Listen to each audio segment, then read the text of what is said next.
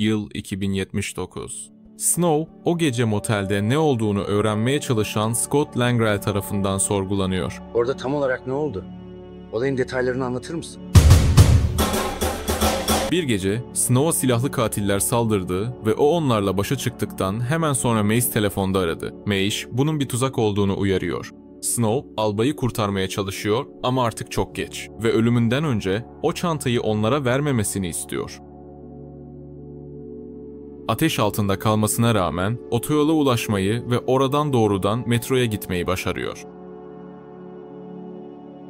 Ve tam yakalanmak üzereyken çantayı trene, orada oturan arkadaşının yanına atmayı başarıyor. Sorguda ona sanki albayı öldürüyormuş gibi sahte bir kayıt göstermeye karar veriyorlar. Bu bir tuzak. Demek bana böyle davranıyorsunuz, öyle mi? Bundan sonra Harry Schaff geliyor ve onun ortağının da yakalandığını söylüyor. Ama bütün bunlar hiçbir sonuca yol açmıyor. Madem öyle, o zaman seninle konuşacak bir şeyim yok. Scott, başkana rapor vermeye karar veriyor. Böylece başkanın kızının tamamen otomatik silahlarla çevrili MS-1 adlı uzay hapishanesine gitmeye karar verdiğini öğreniyoruz. Henüz inşa edilmemiş. Bazı yerlerde tadilat devam ediyor. Gözlem noktasında tüm gardiyanların silahları alınıyor ve onlara bir nevi tur düzenleniyor. 4. bölüm. Lütfen yerlerinizi alın. Ayrıca sorgu için bir oda tahsis ediliyor. Ancak bu odanın önünde gardiyanlardan biri gizlice silahını yanında götürmeye karar veriyor. Sorguya Hidel getiriliyor ve sorgu sırasında bir tabanca çalmayı ve tüm gardiyanları etkisiz hale getirmeyi başarıyor. Emily alarmı vermeyi başarıyor ancak ateşli bir yara alıyor. Yönetim noktasına kadar koşmayı başarıyor. Fakat Hidel zaten orada. Herkesi tehdit ederek tüm kapsüllerin açılmasını sağlıyor. Böylece hapishanenin kitlesel ele geçirilmesi başlıyor. Başkanın koruması kendine geliyor. Bunu hemen Scott fark ediyor. Hidel ise bir şeyler yapmaya çalışıyor ama yetişemiyor. Kardeşi Alex onu erkenden buluyor. Silahı çalıştırmayı başarıyorlar. Ve bu yüzden tüm gemiler yok ediliyor. Tüm bu olaylar Alex'i çileden çıkarıyor ve kardeşine bir daha kendi başına hareket etmemesini söylüyor. Artık yeryüzünde Snow'a başkanın kızını kurtarması teklif ediliyor. Bunu yapmaktansa kendimi kör makasla hadım ederim. Ve ancak o zaman suçlamalar kaldırılacak. Buna tabii ki razı oluyor. Şaka yaptım. Hazırım. Ona bilinen tüm bilgiler ve istediği her şey veriliyor. Ayrıca orada haritalarda bile olmayan gizli bir kapsül olduğu söyleniyor. Bu sırada Emily'yi hemşire sandıkları için götürüyorlar ve elini tedavi etmesini istiyorlar. Scott ise bundan sonra burada patronun kendileri olduğunu söylüyor. Snow, haydutların bu kızın kim olduğunu anlamadıklarını fark ediyor. Bilselerdi bununla ilgili bir şey söylerlerdi. Ama onlar doktorculuk oynuyorlar. Bundan hemen sonra gösterişli bir şekilde güvenlik şefini öldürüyorlar. Evet, birkaç kez kız diye bağırmayı başarıyor ama psikopat herif sözünü bitirmesine izin vermiyor. Bize bir şey anlatmak istiyordu. Şöyle bir şey. Hemen yanlarına bir polis memuru gelir. Bir rehinenin serbest bırakılması için pazarlık yapmayı başarır. Ancak en sonunda Hidel yine çıldırır ve kızı vurur. Lütfen artık sessiz olunuz. Bu sırada dışarıda Snow fark edilir ve bu yüzden anlaşma bozulur. Alex bu adamı bulmalarını emreder. Böylece kardeşi affedilmeyi hak edecektir. Gitmeden önce rozetini fark eder ve onun başkanın kızı olduğunu anlar. Snow neredeyse hemen Emily'ye ulaşmayı başarır. Gerçi kapıları kırmak için bombayı amacına uygun kullanmaz. Ama onlara yardım etmiş olsa da onlar sadece kaçıp bir bölmede kendilerini kilitlemeye karar verirler. Bizi burada bulamazlar. Fakat haydutlar çoktan oradadır ve hedeflerinin önünde sadece bir kapı vardır. Snow ise fırsattan yararlanıp yardımcısını bulur. Ayrıca ona kritik azot seviyesine 5 dakikası kaldığı bildirilir ve aklına havalandırma bölmelerinden geçerek ilerleme fikri gelir. Gerçi yolunda bir öğütücüyle karşılaşır ama arkasından aniden bir haydut çıkar ve onu aşağı iter.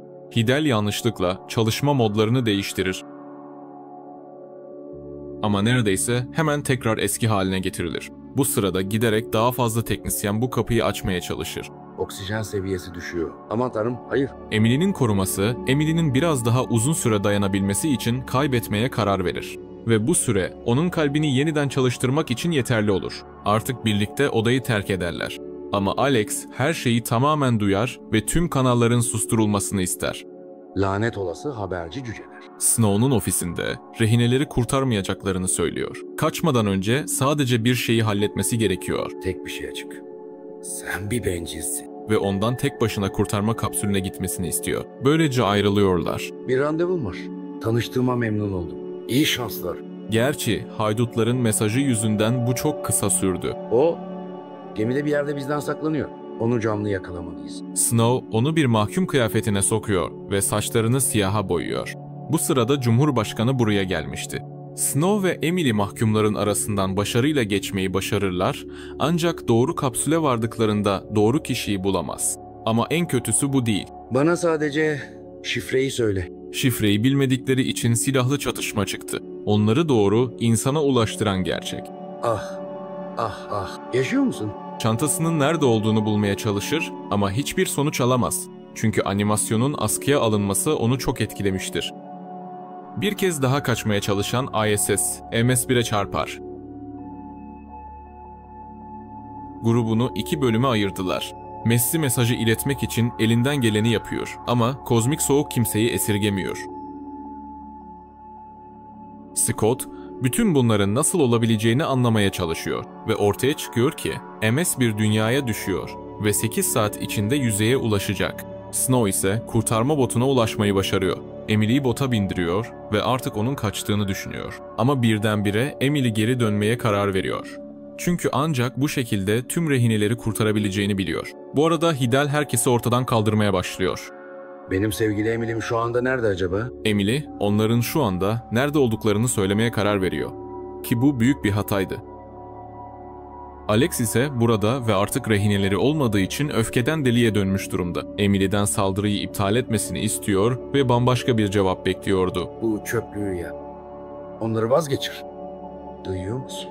Bunun sonucunda büyük çaplı bir baskın başlıyor. Hidal ise çıldırıp kendi kardeşini ortadan kaldırıyor.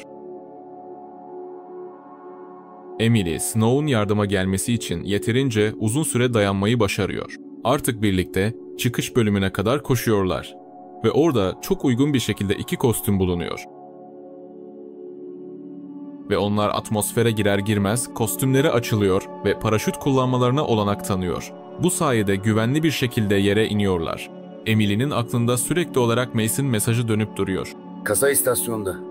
Onu senin vagonuna attı. Bunun sayesinde içinde o kasanın bulunduğu kutuya ulaşmayı başarıyor ve babasından yardım istiyor.